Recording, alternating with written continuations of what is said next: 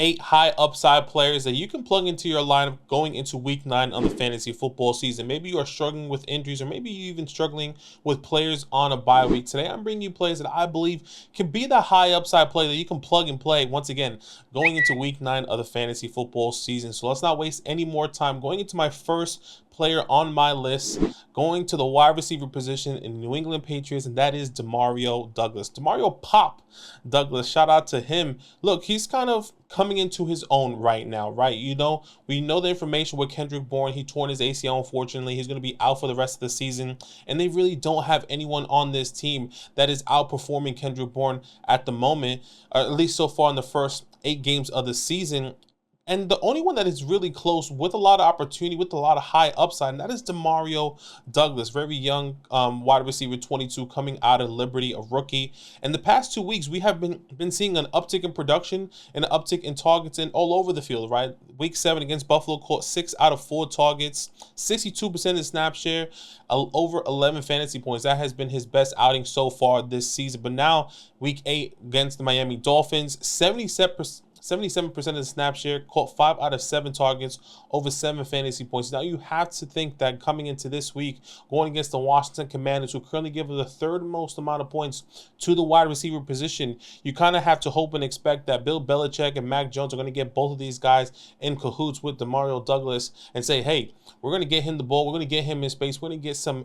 We're going to draw up some plays that can get him, you know, some yardage, some touchdowns, and some targets as the season goes along. Because once again, they are struggling with injuries at the wide receiver position. There's a lot of up and down, and they're going to have to rely on some of these rookies like a Demario Douglas, okay? So keep that in mind. He's currently wide receiver 74, and he's playing the Washington Commanders, who currently give up the 3rd most amount of points to the wide receiver position. So if you need a plug and play type of player, I do believe Demario Douglas is going to hit that double-digit point coming into week 9 of the fantasy football season. My second high upside player coming into this week, going to the other side of the ball, the player that is playing Demario Douglas, that is Jahan Dotson. And finally, we have seen a little bit of a glimpse of what we all have expected coming into this 2023 season of what Jahan Dotson can do and could potentially be for this offense with Sam Howell. This past week against the Philadelphia Eagles, caught 8 out of 10 targets, over 100 yards and a touchdown, over 24 fantasy points, okay? Now, there are 2 things. Number 1, Curtis Samuel is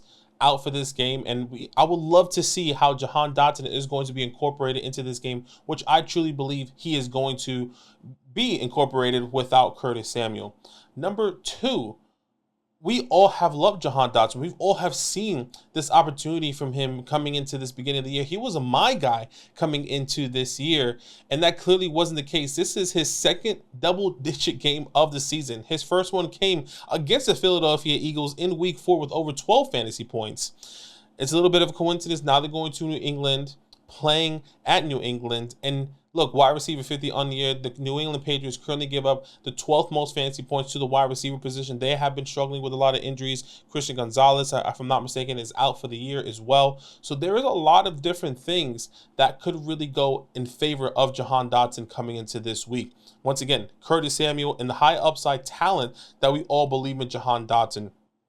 Now, keep in mind, don't expect the 24-point fantasy high upside mark.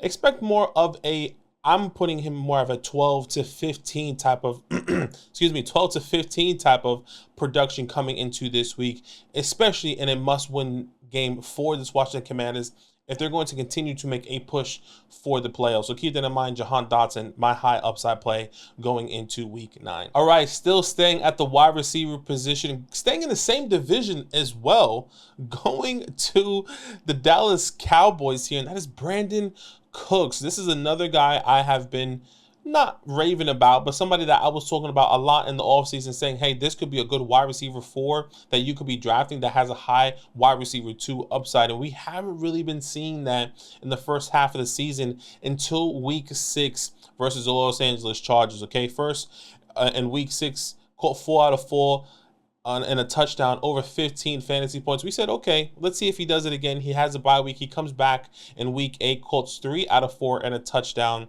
over 14 fantasy points. But now he's not getting those targets that we hoped and expected from Brandon Cooks. Not saying I was expecting, 7, 8, 9 targets per game, but we just haven't seen that high volume type of target that we were expecting, that fluctuation of maybe 6 targets here and there, maybe 7 or 8 targets here or there. He has always been under or true to the 4 target per game mark, which hasn't been the best. And to be honest, without those touchdowns, he wouldn't be in this conversation. But it looks like they're getting him more in space. It looks like they're utilizing him more in the red zone as well. And I think that is something that we have to keep in account as we go into week 9. If you're looking for a high upside play, maybe you have a Christian Kirk on a bye, maybe you have a Brandon Ayuk on a bye.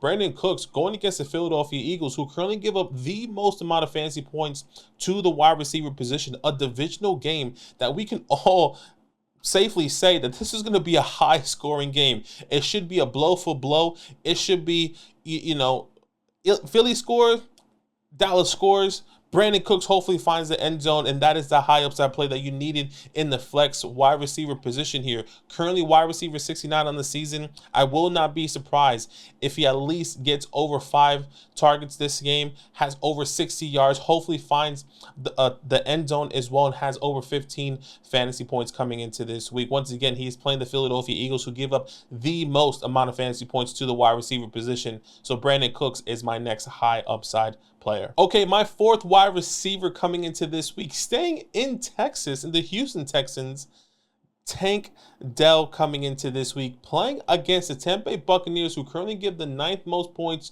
to the wide receiver position. Now, he did start this past week coming out of that bye week with that concussion. He did play the Carolina Panthers, caught 3 out of 4 targets for 16 yards, over 6 fantasy points. Wasn't anything that you were happy with if you did start Tank Dell in a pinch. But coming into this week, if you are in a pinch with these bye weeks, once again, Tank Dell could have a high upside play. One thing that I would like to mention is that Roberto Woods is going to miss this game. He did miss last week's game, but we have to also acknowledge that this team was really focused on trying to run the ball as well, in my opinion. They had a true rotation of running the ball with Devin Singletary and Dameon Pierce this past week. Dameon Pierce is also going to be out of this game. Roberto Woods is out of this game. Tank Dell coming back to this game as well. Once again, playing the Tampa Bay Buccaneers, who currently get the 9th most points to the wide receiver position. Not only that, he led the team in routes run with 25 routes run, ahead of Nico Collins, ahead of Noah Brown. You have to expect that he is going to see a lot of that workload coming into this game, especially because Tampa Bay can't score. I think that is the biggest difference between the Carolina game and the Tampa Bay game. Carolina can't move the ball down the field, but Baker Mayfield with Mike Evans and Chris Godwin can. And I think that's what's exciting about this matchup, where Tank Dell is going to be utilized and actually he's going to be needed in this offense as they play this game, going back to back. So Tank Dell, a high upside play coming into week 9. All right, let's stay at the wide receiver position. Going to LA now, going to the other side, the West Coast.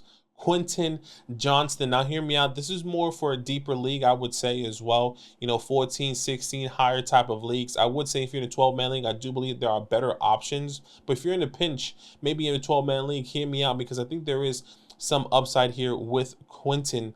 Obviously, Quinton saw his best game coming into this year last week against the Chicago Bears. If I'm not mistaken, on Sunday night, caught 6 out of 5 targets, just had 10 fantasy points, 70% of the snap share that coming into that week, and Josh Palmer did play that game. Now, the biggest thing coming into this week against the New York Jets is that Josh Palmer, at the moment, as I'm recording this, still didn't practice. It still is questionable coming into this week. And if he doesn't practice for the next 2 days after this video is released, I think Quinton could be a high upside play coming into this week. Now, the Jets, this is the biggest caveat here, the Jets do give the fewest points to the wide receiver position. That is my biggest concern here. Now, once again, if you're in a bigger or deeper league, 14, 16-man league, I think this is where it's more viable compared to a 12-man league. I think there are better options other than Quinton in a 12-man league. But look, once again, Quinton Johnson seeing more opportunity, maybe Josh Palmer doesn't play. We've also heard the comments and the comments of Brandon Staley, Keenan Allen, and Justin Herbert about how Quinton, he is getting more acclimated to this offense. He is getting more chemistry with Justin Herbert. Brandon Staley is also drawing up more plays specifically for Quinton Johnson. Not only that, once again, Josh Palmer is questionable coming into this game. So I think this is a big step for Quinton to see how he is going to perform. Now, my biggest concern here is that the Jets don't really score often, right? They're one of the lowest scoring offenses in the league right now. But if they can find their groove like we've seen in these past 2 games, or not past 2 games, really against the Chiefs, and how they kind of were coming back and fighting, I think you can see how they can potentially go blow for blow here at this game. So keep that in mind. Quinton Johnson, my next high upside player. All right, this is my last wide receiver on this list.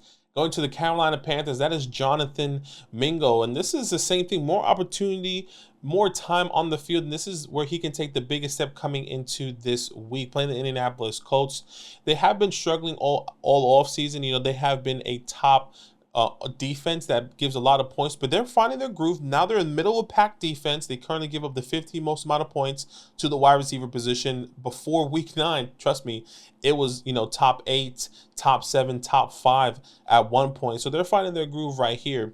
But look, Jonathan Mingo is also finding his groove, getting more snap shares, getting more opportunity here. He saw his highest percentage snap share on the field so far this year, and his third highest in targets, catching 4 out of 5 targets, 62 yards, over 10 fantasy points. He saw his highest fantasy outing this year when it comes down to points. So Jonathan Mingo still getting acclimated to this offense. Bryce Young is, look, their biggest thing was that we need to trade for a wide receiver, right? They were looking for a wide receiver. We thought it was going to be Jerry Jeudy. We thought it was going to be a bunch of these names, but they're going to stick with this young wide receiver core in Jonathan Mingo, coming out of the second round out of Ole Miss. And I think that's exactly what you can see here. Once again, led the team in snaps, was tied with route runs with Adam Thielen, and was second in targets amongst wide receivers. And I think that is what's so important here.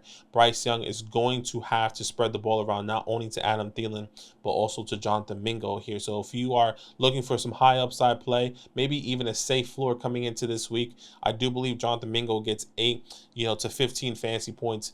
And if you have a Christian Kirk, if you have some of these players that are on a bye week this week, you have a Jerry Jeudy, you have a Cortland Sutton, you have an Amon-Ra, Jonathan Mingo could be a good plug and play for you coming into week 9. All right, my first running back on this list here, going back to Texas, the Houston Texans, and that is Devin Singletary. Now, the biggest thing here is that Dameon Pierce is not going to play in this game. He kind of popped up in the injury report. I don't know if he's a healthy scratch. It's kind of weird. I know this is an ankle injury, but I mean, he did practice, if I'm not mistaken, Tuesday and Wednesday, and then Thursday he kind of just was like, he won't play on Sunday. So maybe he was progressing in the wrong direction with his injury, or maybe they just want to go in a different route. We've got to wait and see. But look, Devin Singletary, we saw this past week essentially a 50-50 workload. Dameon Pierce, 43% of the snap share. Devin Singletary, 40%. Devin Singletary also had 10 carries this past week, where Dameon Pierce had 12 carries. So they were essentially splitting this backfield. So now you have to envision that with Dameon Pierce and not good of a depth, they have Mike Boone and Andrew Beck, you have to expect Devin Singletary to carry the majority of this workload. And now they are also playing, and if you remember, the Tampa Bay Buccaneers, like Tank Dell is, and now the Tampa Bay Buccaneers are good against the run, but against the pass, I think that's exactly where they struggle, obviously. And Devin Singletary is known to be a pass-catching back. Last week, called 2 out of 2. He's been leading this team in targets in the backfield in these past couple weeks. So Devin Singletary is a high upside play coming into week 9. All right, if you are in need of a quarterback, maybe you have a Brock Purdy who is on by, a Trevor Lawrence, a Russell Wilson, or a Jared Goff, and you're saying, dang, I need to pick up somebody that just has some high upside here. Derek Carr does have some high upside, specifically coming into this week. He is playing the Chicago Bears, and the Bears currently give up the 3rd most amount of points to the quarterback position. Now, Derek Carr this past week against the Indianapolis Colts threw for over 300 yards, 2 touchdowns here. His second outing in the quarterback so far this year with the New Orleans Saints. Now he's playing the Chicago Bears, who not only give up a lot of points to the quarterback position, but also the wide receiver position. And if you look from weeks 8 to 9, Derek Carr has been a top 10 quarterback, and it's not been sexy. He's been under the radar. He's had some opportunities here, but playing the Chicago Bears at home as well, you have to envision this team going crazy. You have to envision everyone, and I'll give you some bonus from this team specifically as well. But Derek Carr, once again, if you do need a quarterback, you can see him throwing for 2 touchdowns, throwing the ball down the field that he likes to do. He leads the league in attempts of 30 yards or more coming into this year. You think of Rashid Shaheed, these are my bonus guys, right? Rashid Shaheed coming in that has a high upside play that can, if he catches those 2 passes for 60 yards, that is a big day for him. Same thing with Taysom Hill. You kind of expect him to run the ball in the end zone, or maybe even throw a pass to somebody, maybe a Chris Olave, maybe a Rashid Shaheed, maybe even an Alvin Kamara. So all these guys from this New Orleans Saints could have a massive day going against the Chicago Bears. So keep that in mind, guys. So once again, Derek Carr, Jonathan Mingo, Devin Singletary, Quinton Johnson, Tank Dell, Brandon Cooks, Jahan Dotson, and Demario Douglas are all players that have high upside going into week 9 on the fantasy football season. Good luck going into this week, and as always, it's all love. Now that those idiots are done talking, who needs some rankings? Hell yeah, I need some rankings. Then use promo code LAND, LAND, for 30% off any membership at flockfantasy.com. Oh. It's so easy, even your grandma could scan that QR code right there.